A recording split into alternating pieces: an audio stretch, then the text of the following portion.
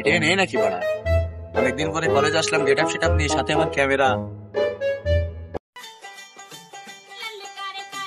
অনেকদিন পরে কলেজ আসলাম, ক্যামেরাটা নিয়ে আসলাম। মেয়েটাও নেই, আকাশেরও দেখছি না। দেখি আকাশের কাছে ফোন দিই।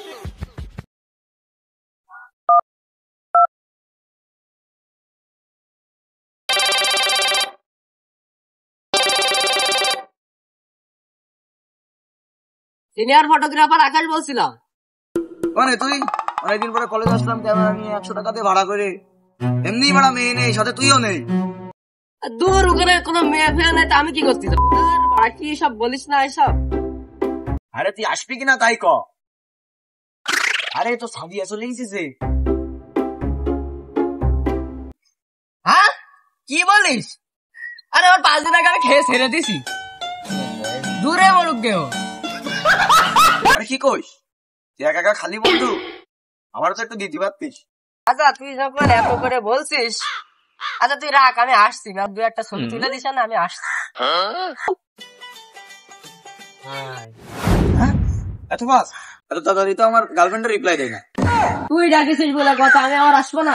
বিষয়টা হয় না বন্ধু, বিষয়টা সাদিয়ার কথা বলছি তাই। আরে কি বলিস না, চল দূরে ছবি তুলে দিবি। চল চল, অনেকদিন পরে 100 টাকা দিয়ে ক্যামেরা ভাড়া করলাম।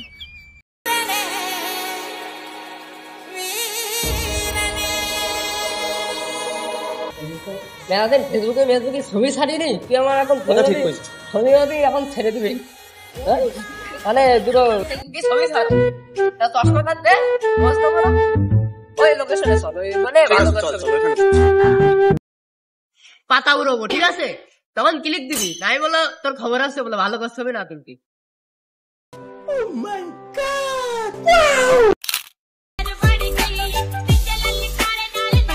আরেকটা বলতে, গাছের হাত দে, গাছের পা দে।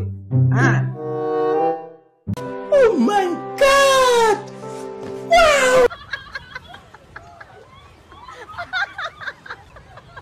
ছবিটা কিরাম হয়েছে? দাঁড়া ছবিটা দেখছো? ওরে খুদা, এত ছবি তুলেছিস? পিছন ক্লিয়ার, আমি বুলার।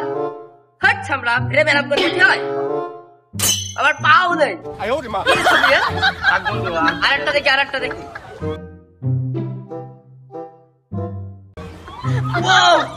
এই ছবিটা পুরো পড়া, কিন্তু দুঃখের বিষয় জুতো নেই।